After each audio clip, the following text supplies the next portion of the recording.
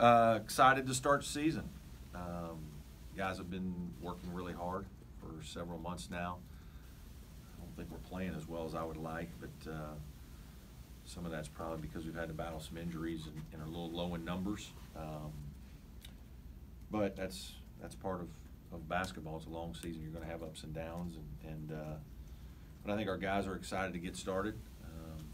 We've learned some things about our team here the last couple games that have been good for us, and now it comes real quick. We've got 2 games this week and another one right after that following Wednesday. So now you got to really try to make hay during an important time, and I think our guys are primed and ready, and we've been practicing well. I think our senior guards are playing very well in a lot of areas, and excited to see what some of our young players do in their first action of the season. Questions? Coach, you mentioned the injuries and any change with Eli or Malik? No, Malik is still not practicing. Eli we'll see if he can go. He did a little bit of light shooting this morning, and so today will be his first practice in a while. If he can do it, we'll just have to wait and see. I don't know where that's going to be after today's practice. We'll know a little more. Some of the judgment on Eli, pace and citadel plays, and they're kind of more up and down. Yeah. More happen. Will that kind of maybe factor in as to whether he goes tomorrow?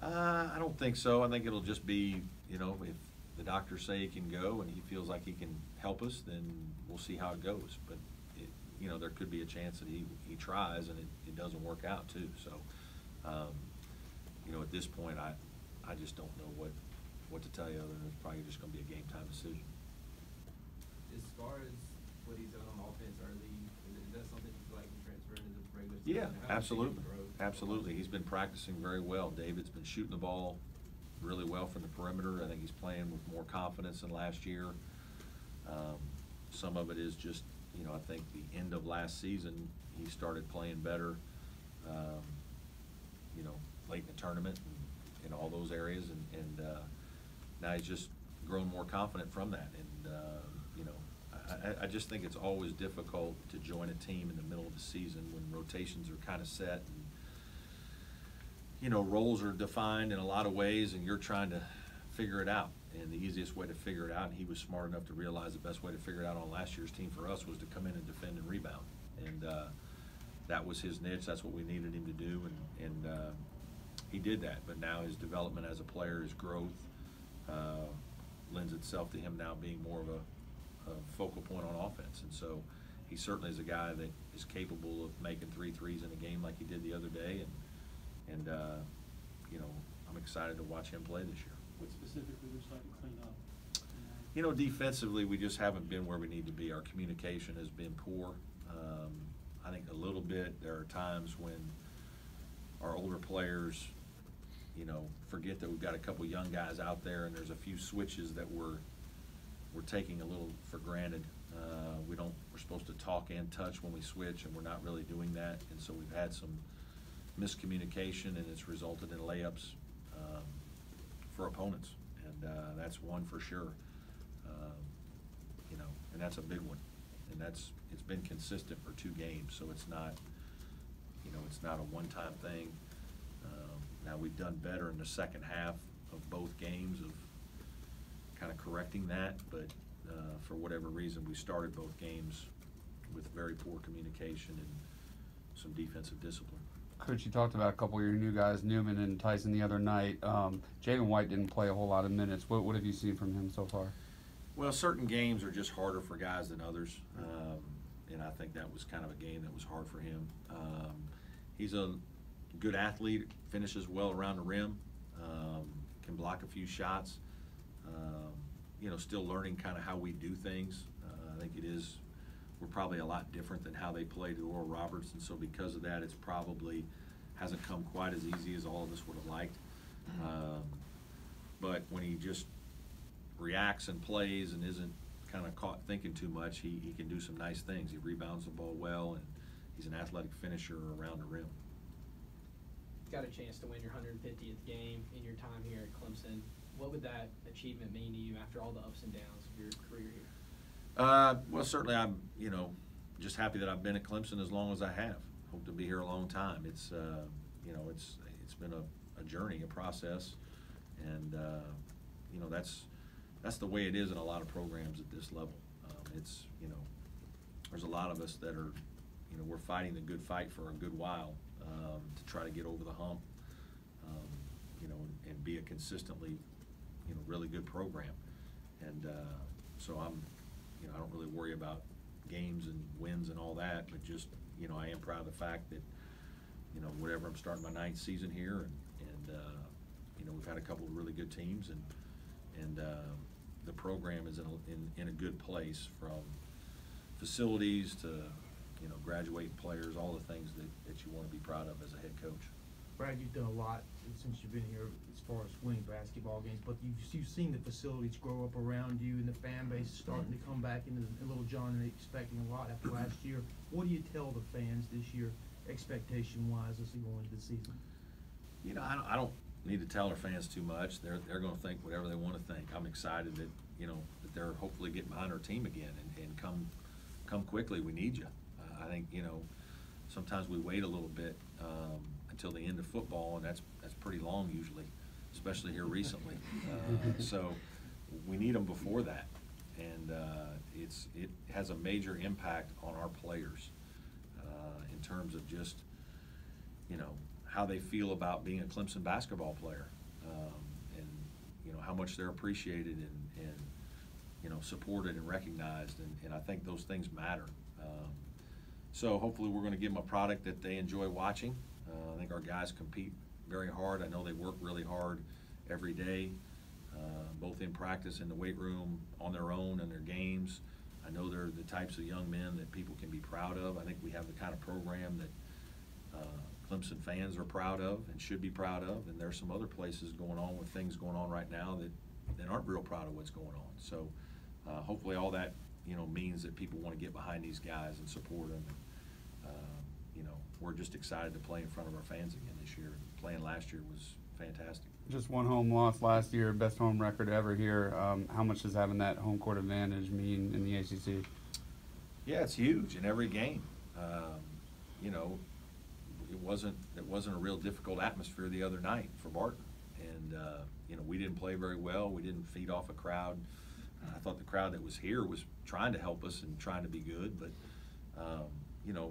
a bigger fan base, more people in the building certainly electrifies the atmosphere, makes it more difficult for the opponent, and certainly generates enthusiasm and energy for your team. And I think Dabo would tell you that with Death Valley. And so, I always say I think it's important for our fans to get behind us if they want us to be successful. It's a big piece. There's no question that us going 15-1 last year, a big part of that was we had sold-out crowds for almost every ACC game, and that energy really helps fuel a team, especially during a long season.